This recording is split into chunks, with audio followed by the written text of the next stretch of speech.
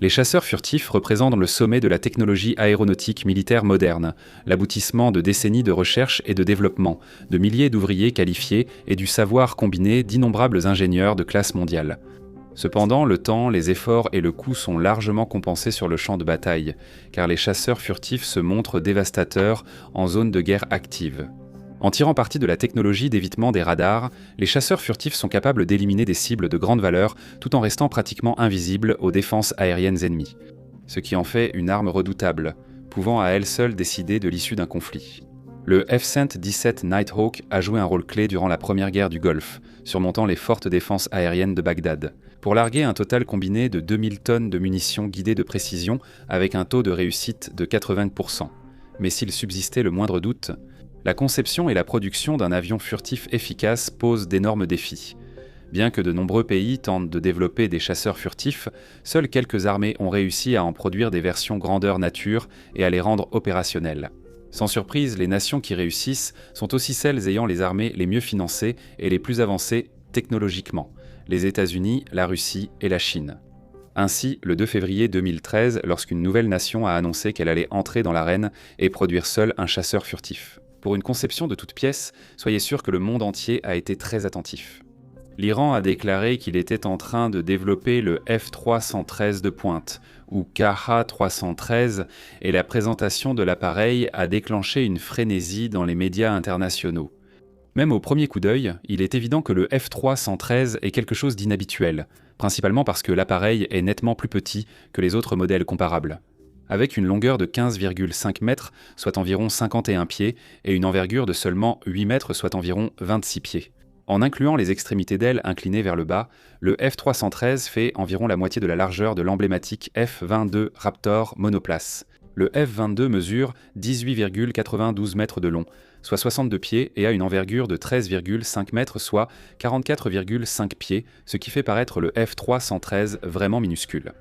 Concernant les détails, le F-313 serait fait de matériaux avancés, aurait une faible signature radar et pourrait transporter un arsenal impressionnant.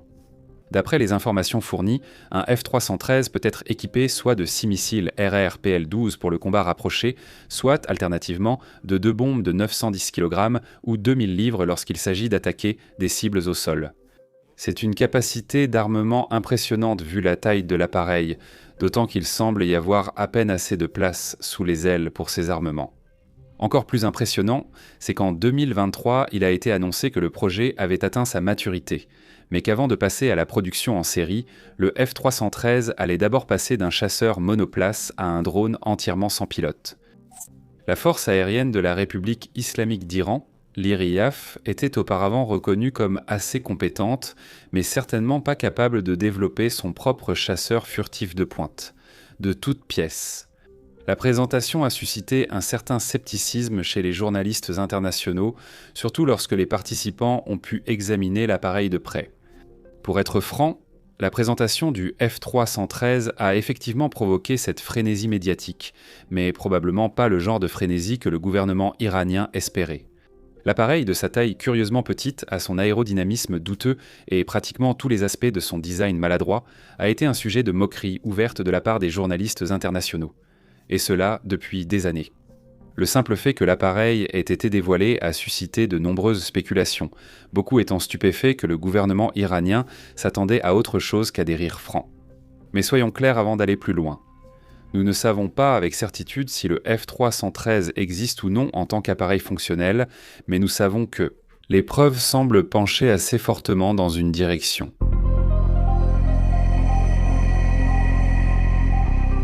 Avant de devenir la République islamique d'Iran, l'État impérial d'Iran était l'un des alliés les plus proches des États-Unis. Grâce à cette relation, l'armée iranienne s'est largement inspirée de ce que les États-Unis avaient déjà accompli, commandant et recevant un vaste stock d'avions considérés comme à la pointe de la technologie à l'époque.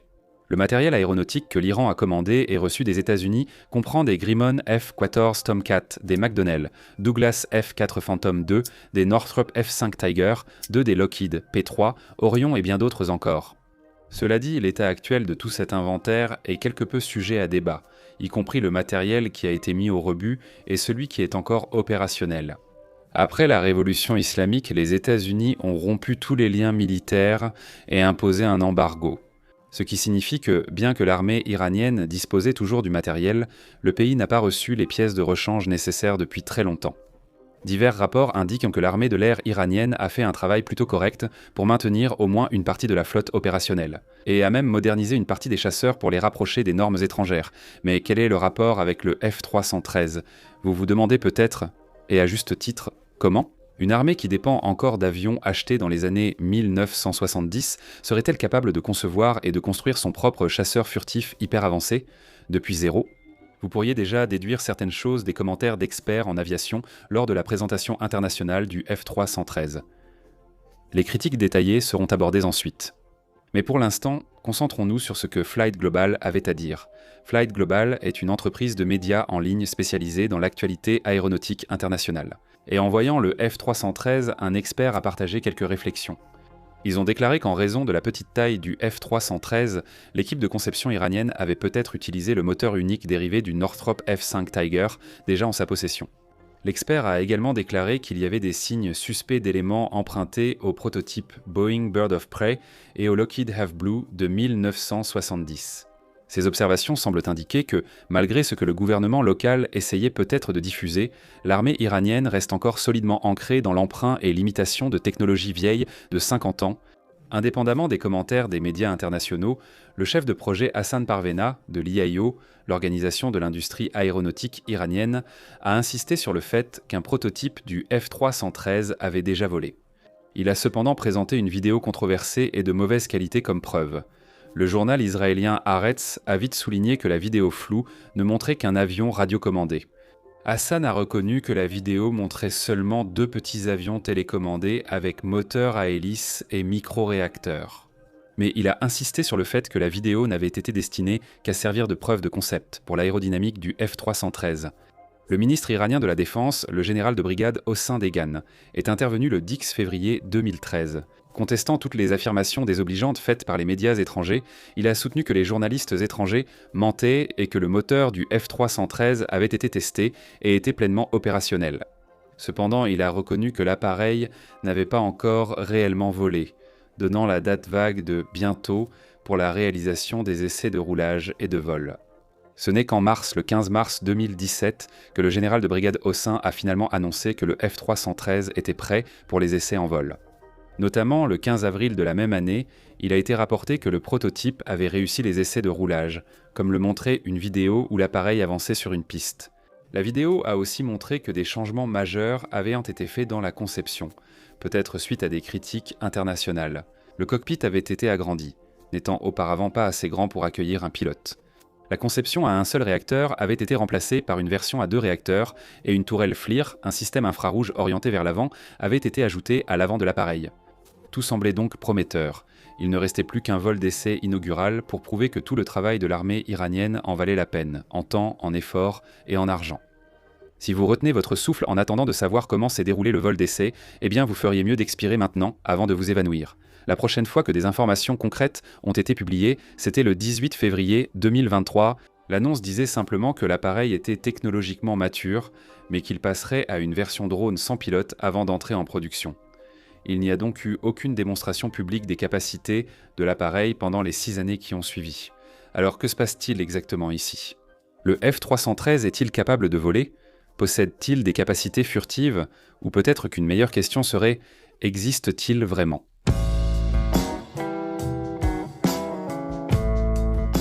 Lorsque l'appareil a été dévoilé en 2013, le président Mahmoud Ahmadinejad a qualifié l'avion de l'un des chasseurs les plus avancés au monde. Il a indiqué que la conception reprenait presque toutes les qualités des modèles internationaux, avec très peu de défauts. Il a également souligné que le F-313 ou Qaer F-313, qui signifie « conquérant », était un message de paix, d'amitié et de fraternité, et n'était pas destiné à constituer une menace pour qui que ce soit. Les médias étrangers ont noté que l'appareil manquait même de boulons et de rivets, pour éviter que la structure ne se disloque sous contrainte. John Reed de Foreign Policy a dit « Les Iraniens semblent avoir juste ajouté des commandes de vol rudimentaires et un siège éjectable dans une coque moulée avec des angles qu'ils croyaient en furtifs. » Andrew Davies, de l'Institut australien de politique stratégique, a été encore plus sévère en déclarant « On dirait qu'il ferait du bruit et vibrerait si on y mettait 20 centimes. » Je comprends presque comment la Corée du Nord s'en sort avec des absurdités évidentes à cause de son isolement. Mais l'Iran a une population beaucoup plus éveillée et connectée, du moins dans les villes. J'imagine qu'une explication possible, c'est que ça fonctionne bien dans les provinces où les gens ne sont pas aussi avertis. Un journaliste du service persan de BBC News, Cyrus Amini, a déclaré de façon assez directe que l'avion ressemble à une copie bon marché du F-22 américain. Les médias internationaux étaient-ils juste sarcastiques ou l'avion avait-il réellement des problèmes ? Flight Global a noté que la verrière semblait en plastique. Les entrées d'air étaient invraisemblablement petites par rapport à l'objectif de l'avion. Globalement, le F-313 n'était qu'un assemblage de pièces en plastique sur une plateforme de vol. Le journaliste a précisé que si le cockpit et le siège éjectable paraissaient réels, la taille absurde de l'appareil ne respectait aucune loi de la physique aéronautique pour rendre ce chasseur viable. L'expert a ajouté que, selon l'indicateur de vitesse, le F-313 avait une vitesse de décrochage de 130 km/h en configuration d'atterrissage, et une vitesse à ne jamais dépasser de 480 km/h. Des chiffres beaucoup plus proches de ceux d'un petit avion à hélice, et loin de ce qu'un chasseur de classe mondiale devrait être capable d'atteindre. Le journaliste David Senciotti a déclaré que l'appareil avait une aérodynamique invraisemblable et un cockpit emprunté à un petit avion privé. Très probablement un Cessna 152, ce qui expliquerait pourquoi les vitesses indiquées ne correspondaient pas à celles d'un avion de chasse, mais plutôt à celles d'un Cessna 152. Dans le Times of Israel, l'expert en aéronautique Tarin Bar n'a pas mâché ses mots en déclarant « ce n'est pas un avion », car ce n'est pas à cela que ressemble un véritable avion. L'Iran ne peut pas construire d'avion, c'est aussi simple que ça. La version du F-313 filmée en train de rouler sur une piste en 2017 était nettement meilleure que la première, présentant un design beaucoup plus proche de quelque chose qui pourrait réellement voler. Peut-être que la version dévoilée n'était qu'une maquette ou un prototype préliminaire destiné à présenter un projet encore en phase de planification. Peut-être restait-il encore des signes évidents que la version améliorée n'était qu'une coquille vide. L'analyste militaire Galen Wright a signalé que les indications de pression des pneus sur le fuselage étaient inexactes. 50 psi de pression pour des modèles comparables comme le F4 et le F15 qui sont respectivement à 265 et 305 psi. Donc, soit l'information imprimée sur le F313 était erronée, ce qui est plutôt inquiétant pour un matériel qui doit valoir plusieurs millions de dollars, soit si le F313 roulait réellement avec des pneus à 50 psi, il devait être presque entièrement creux. Donc la question principale, pouvons-nous affirmer de façon concluante que le F-313 ne fonctionne pas, ne peut pas voler, et n'est vraiment rien d'autre qu'un coup de propagande ? Eh bien, probablement oui, mais la question la plus intéressante est pourquoi ? Pourquoi le gouvernement iranien a-t-il fait cela, et comment ont-ils pu penser que quelqu'un pourrait y croire ? Faute d'informations du gouvernement iranien, nous ne pouvons que spéculer sur la situation, mais Andrew Davies a sans doute déjà donné la réponse la plus plausible. Je suppose qu'une explication possible est que cela fonctionne bien dans les provinces où les gens ne sont pas aussi avertis. Le F-313 peut être imaginé par un département de propagande distinct de l'armée iranienne et de l'IRIAF, une force véritablement compétente, n'a probablement jamais été destiné à impressionner le public international. C'était peut-être simplement destiné à être un coup de propagande mal conçu pour la population locale la moins avertie, afin de montrer à quel point l'armée locale est technologiquement avancée. La radiodiffusion de la République islamique d'Iran, ou IRIB, est le seul média officiel du pays, bien connu pour ne diffuser que ce qui a été explicitement approuvé par le gouvernement. Comme on pouvait s'y attendre, les informations qui sont approuvées sont pratiquement toutes de la propagande qui fait l'éloge du gouvernement local tout en accusant les nations étrangères de désinformation et de mensonges. Le gouvernement iranien est réputé pour sa manipulation médiatique massive. En août 2018, Twitter a suspendu 770 comptes basés en Iran pour avoir enfreint à plusieurs reprises les règles en ligne, dont les détails ont été partagés sur le hub d'intégrité électorale. Les comptes suspendus visaient des utilisateurs arabophones sur Twitter, utilisant les interactions sociales pour diffuser des liens de sites pro-Iran en arabe. Les comptes allaient même jusqu'à imiter des médias d'information afin de gagner en crédibilité dans la région. Il est donc assez évident que l'Iran est un habitué de la propagande ciblée. Ce qui laisse penser que le F-313 visait sans doute à impressionner une partie de la population locale. Si vous pensez que cela semble futile, étant donné que les habitants ont sûrement vu les moqueries internationales en ligne, eh bien, peut-être pas. L'Iran a également activement contrôlé les informations en ligne depuis 2011 avec la création de la soi-disant cyberpolice iranienne, ou la police pour la sphère de la production et de l'échange d'informations. Tout cela suggère que, tandis qu'à l'international, le F-313 était considéré comme une blague embarrassante, il était probablement perçu localement comme un triomphe technologique, du moins par certains groupes. Tout cela reste de la spéculation. Peut-être devrons-nous ravaler nos paroles si le F-313 se révèle être un drone opérationnel dans quelques années. Je ne parierai pas dessus, cependant. En attendant, vous pouvez vous procurer une véritable maquette du F-313 dans divers magasins de modélisme.